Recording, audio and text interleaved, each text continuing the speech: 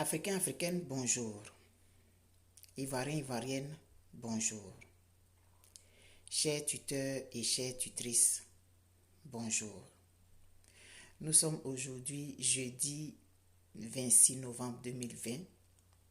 Hier, j'ai pensé qu'on était mardi. Et dans ma vidéo d'hier, au lieu de dire mercredi 25, j'ai dit mardi 25. Veuillez vraiment bien m'excuser à vous qui avez fait le constat. C'est après la vidéo que je me suis rendu compte que au lieu de dire mardi, au lieu de dire mercredi, j'ai dit mardi. Aujourd'hui, nous sommes bien jeudi 26 novembre 2020.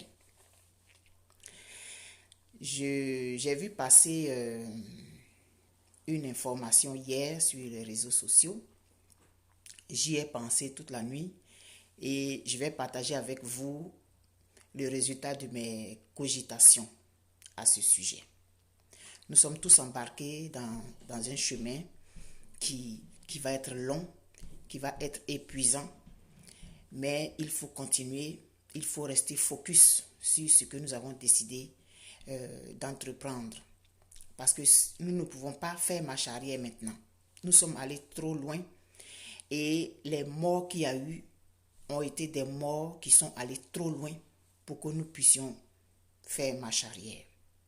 Donc nous devons rester focus sur cet objectif, quels que soient les écueils, quel que soit tout ce que nous allons rencontrer comme difficulté. Je vais vous raconter une très courte histoire. C'est l'histoire d'une femme dont le mari est allé à la guerre. Et le roi, puisqu'il avait des vues sur la femme, il a décidé de la courtiser. Mais le pays était vraiment en guerre, donc il fallait que les gens aillent en guerre. Il n'avait pas emmené le mari de la dame en guerre dans l'intention de prendre sa femme, non. Ils sont allés en guerre. Et lui, il va chez la femme et il lui propose des choses que la femme trouve insultantes. Mais elle est sereine, elle est calme. Elle dit, bon, actuellement, je suis en train de tricoter quelque chose là. Quand je vais finir, je vais vous faire signe. Et à cette époque-là, quand même, il y avait un minimum de considération aussi qu'on avait pour les uns et les autres. Donc, il n'a pas insisté. C'est le roi. Si elle voulait se chauffer ou bien crier là, on allait lui trancher la tête. Donc, elle a mis son ouvrage là devant. 2 ou 3 jours après, le roi, il est revenu encore. Elle dit, je n'ai pas encore fini. Et c'est comme ça que chaque fois, la femme, chaque fois que le roi venait, elle lui disait qu'elle avait son truc, qu'elle n'avait pas fini de tricoter et qu'elle était en train de faire un ouvrage qui lui prenait beaucoup de temps. Entre-temps, elle devait s'occuper de la maison, elle devait s'occuper de ceci et cela. Donc, tant qu'elle n'a pas fini l'ouvrage, il faut qu'elle finisse l'ouvrage parce que c'est important, parce que ceci, chaque fois, elle donnait une raison pour dire que son travail, là, elle n'a pas encore fini. Mais quand elle va finir, là, elle va lui donner la réponse. Donc, la femme est allée comme ça de jour en jour, de jour en jour, de jour en jour, chaque fois, jusqu'à la guerre est finie et son mari est revenu vivant. Finalement, le roi, il ne pouvait plus venir faire les avances. C'est une très courte histoire, comme ça, on peut dire que oui, mais le roi pouvait faire ça, mais c'est comme ça que l'histoire est racontée. La femme a gagné du temps. Elle a gagné du temps en espérant que chaque fois, la guerre allait finir. Entre-temps, la guerre allait finir, mais l'histoire ne nous dit pas combien de temps la femme a fait ce manège-là. Toujours est-il qu'elle a réussi à gagner du temps et le roi, il ne l'a pas brusqué, il n'a rien fait. Peut-être que lui, il espérait entre-temps que le mari allait mourir là-bas. Si le mari était mort, bon, c'était une veuve, en ce moment, il pouvait user de certains pouvoirs pour la prendre. En Côte d'Ivoire, actuellement, c'est ce que M. Draman est en train de faire. Il gagne du temps. La dame, c'est ce qu'elle a fait, elle a gagné du temps. C'est ce qu'il est en train de faire actuellement, il gagne du temps. Les mouvements contre son mandat, contre sa candidature ont commencé, il y a eu ceci, il y a eu cela, il y a eu des morts. Il n'avait jamais réagi, il n'a jamais rien dit. Il attendait que le Conseil constitutionnel le déclare vainqueur. C'est quand le Conseil constitutionnel a déclaré vainqueur, le même jour-là, il a fait une déclaration pour dire qu'il invite le président Bédié à le rencontrer.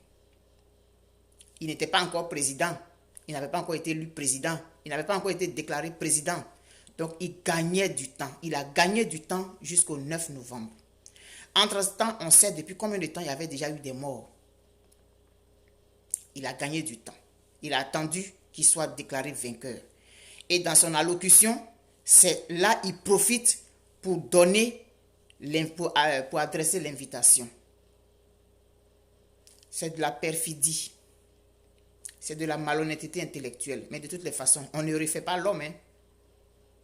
Je vais emprunter les termes du président Laurent Gbagbo. On ne refait pas l'homme. Et le temps passe. Après la rencontre, ils se sont rencontrés, ouais, blablabla, on fait des photos pour envoyer des messages à la communauté internationale pour dire qu'il est de très bonne foi. Mais pendant ce temps, on continue d'enlever les gens. Hier encore, il y a eu des enlèvements. On continue d'emprisonner les gens. Les gens ont leur maison, il y a blocus autour. Pour aller enlever un blocus, là, ça prend 2 semaines. On fait ceci, on fait cela. Pendant ce temps, on fait du chantage. On ne sait pas à présent actuellement où est le président, Afin Guessan. On ne sait pas où il est. On ne sait pas qui est où. On ne sait pas ceci, on ne sait pas cela. Pendant ce temps, il y a un groupe d'individus, 100 personnes qui vont faire une lettre pour demander que Soro Guillaume soit rapatrié. Bon, plein de choses comme ça. Le monsieur, il gagne du temps. Et puis nous, on attend sa bonne foi. Oui, on demande libérer temps, on fait des publications, libérer temps, libérer Tessie, libérer Pilcherik Balé, libérer le président Afin Guessan, libérer ci, libérer ça. On libère les prisonniers, quelques prisonniers au compte-gouttes, on libère 2 ou 3 personnes, et puis on est content, les parents sont contents, et puis bon, il a libéré. Mais pour libérer une personne, pour libérer des gens, là, c'est un décret, on prend, puis on les libère tous. Mais bref, là n'est pas l'objectif de mon propos. La Constitution que M. Dramane Ouattara respecte quand ça l'arrange, et quand ça ne l'arrange pas, il trouve des façons de contourner. Cette Constitution-là dit que le président de la République prête serment le 2e lundi du mois de décembre. Donc, il est en train de gagner du temps, il est en train de faire traîner les choses, il a envoyé son médiateur de la République. Depuis combien de morts qu'il y a eu là, c'est maintenant que le médiateur est allé rencontrer le président Bédié et puis il lui dit oui, vraiment, je l'ai félicité de ce qu'il a pris la main tendue et tout ça. Et on lui demande, mais pourquoi est-ce que depuis le temps là, vous n'avez pas réagi? Il y a eu plusieurs morts. Oui, mais c'est parce qu'il n'a pas été contacté, mais c'est eux qui sont allés traiter le problème en bateau bien à Dabou, je ne sais plus. Mais oui, c'est ça. Oui, mais il ne répond pas à la question. Il n'a pas été contacté. Est-ce que toi, tu es dans le pays, tu es le médiateur de la République, tu ne vois pas ce qui se passe dans le pays, on a besoin de t'appeler, de t'envoyer un télégramme d'abord pour que tu viennes réagir. Et pendant ce temps, on est en train d'avancer. Aujourd'hui, nous sommes le 26 novembre. Le 2e lundi du mois de décembre, ce n'est pas dans un mois, hein, c'est dans moins d'1 mois. Donc le monsieur, il va traîner comme ça, il va faire traîner les choses. Bon, le médiateur, il veut rencontrer le président Bédié une 2e fois. Donc on va trouver un autre jour. Peut-être ça sera dans 1 semaine. Là, on sera peut-être au 30 novembre ou bien au 30 novembre ou bien au 1er décembre ou 2 décembre. Et puis ils vont se rencontrer et puis ils vont échanger. Et puis on va dire, bon, il faut qu'on fasse ça. Pendant ce temps, on continue d'arrêter des gens. On continue d'emprisonner d'autres. On continue de faire ci, on continue de faire ça. Et pendant ce temps, on va discuter. Bon, maintenant, quand il va finir la 2e rencontre avec le président Bédié, bon, ils vont prendre le temps de faire un communiqué. Puis 2 ou 3 jours après, merci Donald Bonois. C'est eux qui ont permis que le chef de Bonois il soit installé. Je ne vois pas vraiment le lien avec les morts. On parle de mort d'homme. On parle une seule mort, c'est une mort de trop. Donc le médiateur de la République qui vit dans le pays, il ne voit pas ce qui se passe. Il attend qu'on lui envoie un télégramme, qu'on l'appelle spécialement pour lui dire « Viens parler ». Donc, on envoie le médiateur. D'abord, M. Dramane Ouattara, il fait sa déclaration. Il veut rencontrer le président Bédié. Ils s'en vont se rencontrer. Et depuis qu'ils se sont rencontrés, le président Bédié a dit « Il y a des préalables ». Aucun des préalables n'a été vraiment encore respecté. Donc, le temps est en train de passer. Là, aujourd'hui, on est au 26 novembre. Il fait comme la femme du monsieur. Quand je vais finir mon travail là, je vais répondre à ta demande. Et les jours passent. Chaque fois, le roi revient, elle dit, je n'ai pas encore fini. Chaque fois, elle s'en va acheter une nouvelle laine. Elle vient complète. Donc, quand il vient, il voit qu'elle n'a pas fini. Non, je n'ai pas encore fini mon ouvrage. Je t'ai dit que je vais le faire. Je n'ai pas dit non, je vais le faire. Mais c'est parce que je n'ai pas encore fini mon ouvrage. Donc, la dame, chaque fois, c'est comme ça qu'elle a procédé pour pouvoir refuser de façon détournée les avances du roi. Et c'est ce que ce monsieur est en train de faire. Il gagne du temps. Là, maintenant, on va arriver en décembre. Il va rester... Bonjour, frère Kadiali Camara depuis la Guinée. Merci beaucoup, on est ensemble. On est dans le même combat. Nous sommes tous les pays africains, là, nous sommes embarqués dans tout ça. Donc, on doit vraiment se serrer les coudes au lieu de nous faire la guerre les uns aux autres. Et donc, il va gagner du temps. Entre-temps, on va arriver peut-être au 2 décembre et puis le médiateur va revenir ou bien on va faire intervenir quelqu'un d'autre de la CEDEAO qui va vouloir rencontrer le président Bédié. Et puis pendant ce temps, les jours avancent jusqu'à ce qu'on arrive au deuxième lundi du mois de décembre et puis il va prêter serment sous nos yeux. Une fois qu'il aura prêté serment là, officiellement il est le président parce qu'il a traîné et il attendait que le Conseil constitutionnel le déclare vainqueur. Une fois que le Conseil constitutionnel l'a déclaré vainqueur, aux yeux de la communauté internationale, même si on sait que c'est biaisé, même si on sait que c'est chez les Noirs, on considère que les Noirs, c'est-à-dire qu'ils ne réfléchissent pas. Eux, là, bon, c'est juste des Noirs, c'est pas grave. Même si les constitutions ne sont pas respectées chez eux, mais c'est pas grave, ce sont des Noirs. Et puis on vient, on fait des déclarations. Et puis lui là, il fait une déclaration. Puis lui là, il fait une déclaration là-bas. Et puis on rentre ici. Et puis on rentre à gauche, à droite. Pendant ce temps, le temps est en train de passer. Et puis il va prêter serment le deuxième lundi du mois de décembre. Et après ça, officiellement, il sera le président de la Côte d'Ivoire. Et puis maintenant, tous ceux qui vont poser un acte, ça va être considéré comme un acte de rébellion. Ou bien ça va être considéré comme un acte illégal. Et puis ceci et puis cela. C'est ça qu'on est en train de regarder là. Ce monsieur est en train de gagner du temps. Il gagne du temps. Il gagne du temps. Et pendant ce temps, qu'est-ce que nous on fait? On le regarde. On le regarde gagner du temps. On l'accompagne dedans. Moi, je voulais juste attirer votre attention là-dessus. Que vous preniez conscience de cette réalité. Il est en train de traîner. Il tire le fil. Il tire en longueur. Donc, au fur et à mesure que les jours avancent, il y a des choses qui se passent. On fait ci, on fait ça. Il fait comme s'il ne voit pas. Il ne répond pas à ci, il ne répond pas à ça. Et pendant ce temps, le train, il est en mouvement. Le train de ses affaires sont en mouvement. Et puis nous, on espère de lui que bon, c'est maintenant là, à son âge là qu'il va venir changer. Il est comme ça, il ne changera pas. Il ne changera pas, il a toujours été comme ça. Depuis qu'il a mis les pieds en Côte d'Ivoire, là, il a toujours été comme ça. C'est un monsieur sans honneur, un monsieur qui ne respecte pas sa parole. Donc, ce n'est pas aujourd'hui qu'il va venir changer. Il est dans sa logique, rester au pouvoir. Et il a dit, je préfère mourir au pouvoir que mourir en prison. Parce qu'il sait très bien que tous les actes qu'il a posés le conduisent logiquement à la prison. Et il a dit ça devant des gens. Je ne sais pas, ils ont applaudi sans même comprendre ce que ça veut dire. Il se sert de ces gens-là pour se positionner, pour rester au pouvoir. Il préfère mourir au pouvoir. Quelqu'un qui se dit démocrate, qui sort des paroles comme ça. Et puis eux aussi sont embarqués dedans. Oui, 2050, 2040, on est au pouvoir jusqu'à ça. C'est-à-dire que vous montrez que vous n'avez même pas la possibilité de réfléchir plus loin que ce qu'on vous dit. Réfléchissez un peu. Vous avez traité les autres de s'accrocher au pouvoir. Vous avez dit que le président Gbagbo s'accrochait au pouvoir. Et ce que vous faites là, c'est quoi? Et on est en train de le regarder. Donc moi, je voulais vraiment attirer votre attention sur ce fait-là. Attirer votre attention dessus, que ce monsieur, il gagne du temps. Même si on est dans un combat, c'est un combat de longue haleine, c'est vrai. Mais il faut connaître aussi les méthodes de celui qui est en face. Il faut pouvoir les décoder. Donc en attirant l'attention des uns et des autres, ça peut amener un certain réveil, un certain éveil. Parce qu'on ne peut pas penser à tout le monde. Moi, il y a des choses auxquelles je ne pense pas.